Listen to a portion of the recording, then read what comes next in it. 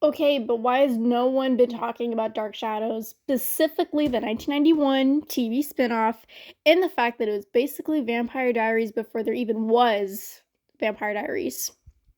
That's right. Dark Shadows came first, and everyone should recognize that. For those who do not know what Dark Shadows is, it originally was a supernatural soap opera from the 1960s, created by Dan Curtis, who was basically the Anne Rice of soap operas. And it was a pretty successful and revolutionary show, since the kind of gothic drama genre had not really been done before, considering the rise in television at the time was increasing as there would eventually be the switch from black and white to color.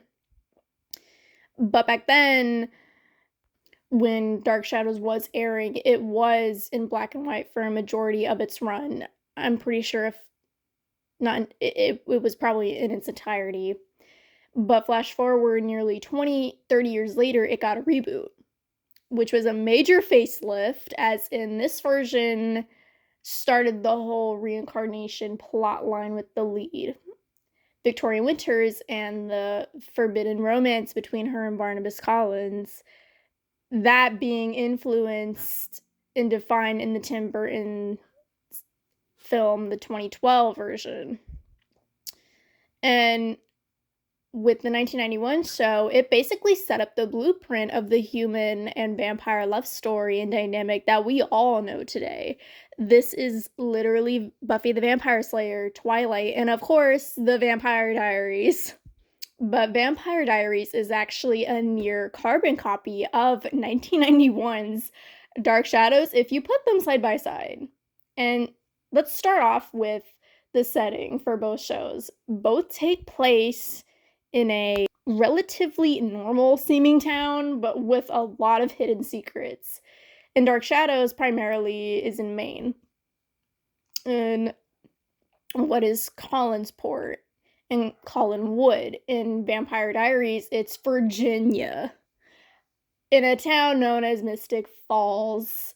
And we already got that southeastern vibe in each location.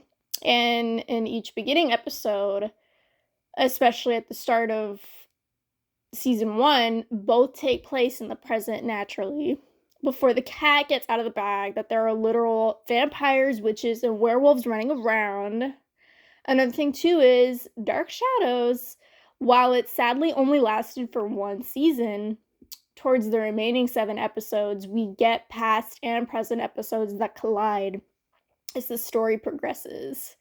This being Victoria actually going back in time in the Victorian era, where the Collin family would literally be hitting rock bottom and having the worst downfall, all because of a jealous woman who was putting hexes and casting spells like nobody's business under the cover. Literally, though, the same type of storytelling is also done in the Vampire Diaries, as Elena learns more about the Salvatore brothers and her lookalike Catherine, getting those past in the past episodes. And Catherine was basically a demon and real-time manipulator she was finding out. But in a short summary, both shows feature an unassuming brunette young woman with no idea where she comes from, who ends up meeting a charming young man with a dangerous secret, all while these mysterious, violent attacks go on around town. That is copy and paste, I am telling you. LJ Smith, we need to talk about this. Were you and Dan Curtis on the same wavelength? I gotta ask. They both wanted that small town dark romantasy drama. I love it. Thank you for feeding me. I feel that both Dan and her, they just must seem like huge Anne Rice fans. And just all of them defining vampire media with their work. Yes, we want more. That's the thing with vampires. I feel we need to really address this. We actually have too many choices of which aisle in the store to go with them. Think about it. You can go with the dystopian action urban vampire. You can go the gothic and gritty. You can go with the kind of cheesy old school vampire, or the forbidden love with age gaps, the sexy and dangerous, or the whole contemporary and jokes in the present day, like What We Do in the Shadows. And also, there's a catalog of Dracula portrayals. What is actually up with that? We have a whole buffet here. There's just so much you can pick from. It's almost too much of books, films, TV shows. But I guess we're going to keep on wanting more, apparently. But going back to what this video is actually about, let's go into the characters. So, our female leads, Elena and Victoria, both had to grow up without parents. There is that sense of loss that they feel, and that independence both carry throughout their whole growing up and childhood, but both do end up having maternal-like figures, as Elena has her Aunt Jenna, and Victoria has basically her employer, Elizabeth Collins. And Victoria and Elena get their love interests, the male leads, Stefan and Barnabas. No, Stefan and Barnabas are both, at their core, family-oriented, kind men, whose passion and weakness in love ended tragically. Both literally end up betrayed by former lovers. Barnabas was cursed by Angelique, and Stefan was bitten and cursed by Catherine. Let's talk about them now. These women are the villains. They define the lovers to enemies trope down. They are vindictive, and they manipulate to get what they want. They each had their knowledge impact with witchcraft, which basically allowed them to continue in present interactions, being revived, haunting their boys and other characters. But the heart of the story does go into the theme of reincarnation of the leading ladies, which is going to be Elena and Catherine, and Victoria and Josette.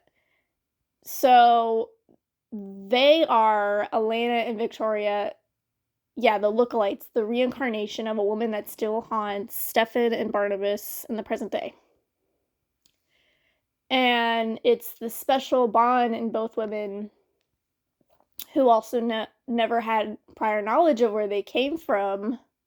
So there is that peak of connection. Oh, well, I look like her. Or that must mean there is something there. It's like, is this fate? Sort of that whole dynamic happening. And yeah, Elena's parents died, and Victoria was an orphan. That's all they had to work with.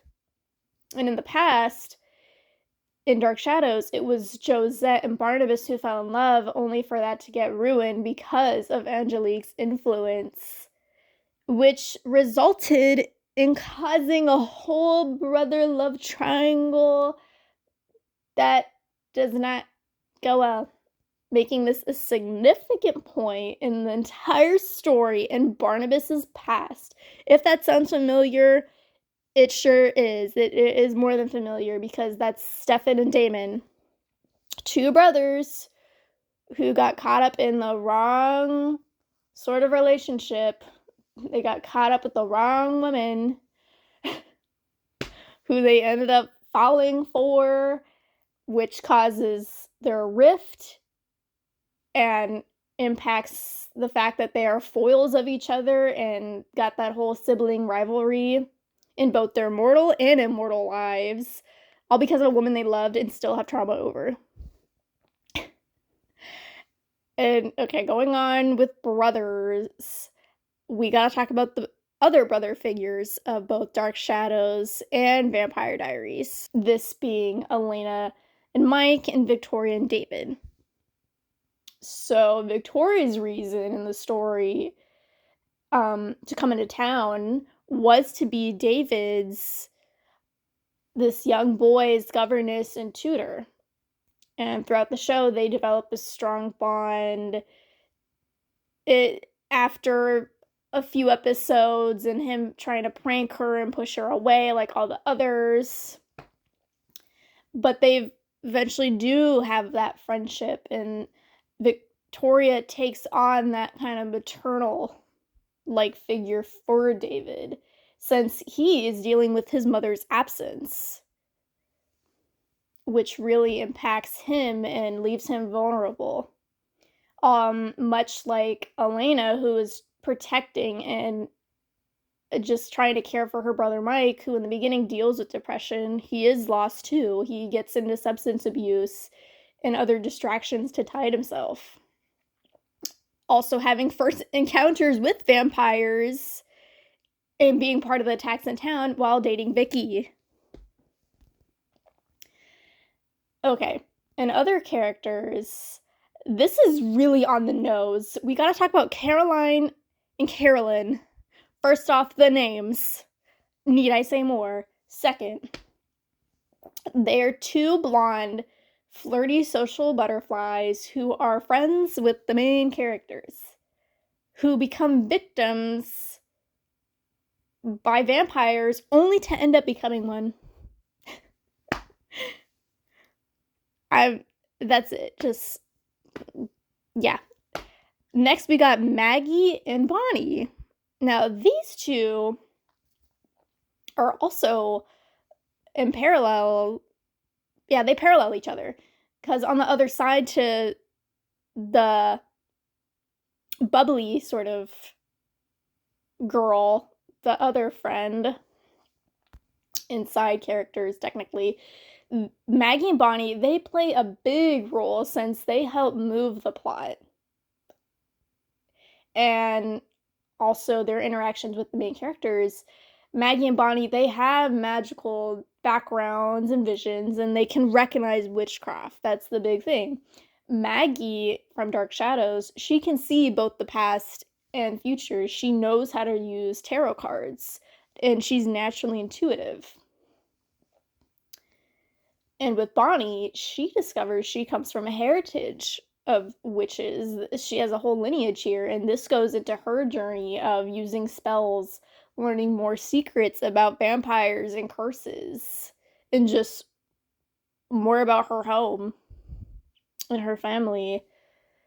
And yeah, going into the arcs, both these shows, revivals and spin-offs. Originally, Dark Shadows was going to keep going for a second season, but due to the lack of ratings impacted by the Gulf War, it did get pulled, and sadly, there just weren't any plans to keep it going for another spin-off, since it already was a reboot. Since the 1960s, when it had so many seasons, it had a very long run. But what we did end up getting was Tim Burton's film. But it doesn't mean that there aren't any. I don't see why there couldn't not be a reason for a new revival. I mean, the concept of Dark Shadows still has potential for a lot, considering the 90s version kind of scratched the surface of what could be. It was a total modernized, sexier, and gothic approach to the story, to Dan Curtis's original story. And each episode was at least an hour or so in today's standards. It fits for what's now the TV show format. And also, like Wednesday, there's totally a market for the darker and supernatural genre. It's beyond popular. I don't know why we haven't already gotten news of a Dark Shadows reboot coming. I mean, it baffles me. And the same for the 2012 movie. The ending can be left for interpretation. That was the whole point, because we don't know what happens to the Collin family and Dr. Hoffman. I mean, obviously, because it's hinting of the whole soap opera. Oh, it's a cliffhanger. That's probably the only thing, though. Literally, it's cliffhangers for every piece of media that Dark Shadows has, unfortunately. Like, I want to see a whole plot. Like, I just want to see all of its entirety, like a whole plan. But yeah, when it comes to Vampire Diaries, though, it was followed up with the spinoff. Too, yeah, the originals and legacies, touching on other reoccurring and original characters. And both were just as successful as the Vampire Diaries. The first one's always going to be, since it expanded the universe even more and kind of went more with the idea of hybrids and the whole interspecies romance of werewolves, vampires, and humans. I will give it that. The Vampire Diaries definitely defined pretty much the late 2000s and 2010s. There's no denying that. But let's keep in mind that partially what made it run so long and why it's still obsessed about even now, just what had the whole lore, the mystique about the show, should be due to the inspirations taken from Dark Shadows. Since I'm pretty sure without Dark Shadows, even the 1960s soap opera, that idea, but it was the 1991 Dark Shadows where it really pioneered a lot about what we like of the whole vampires and love and the whole dark romantasy genre in itself. It went with the reincarnation trope. It went with the whole mystery and kind of detective aspect and the supernatural approach, and also the duality of what being immortal means and lost love, and honestly the kookiness that can ensue in a boring small town.